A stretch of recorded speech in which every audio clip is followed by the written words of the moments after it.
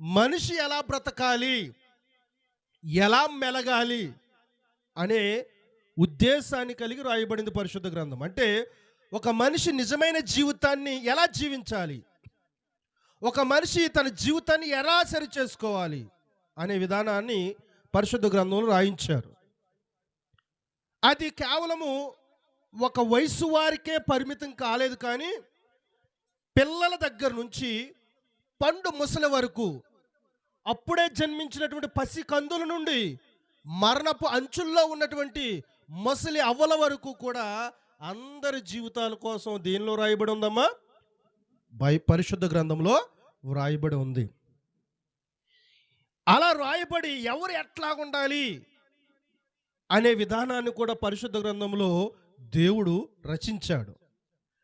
ఎవరు ఎట్లాగుండాలో దేవుడు రాసి పెట్టాడు. అట్లాగుంటే జీవితం చాలా బాగుంటుంది. అలా ఉండకపోవడం వల్లే జీవితాలు బాగుండట్లేదు.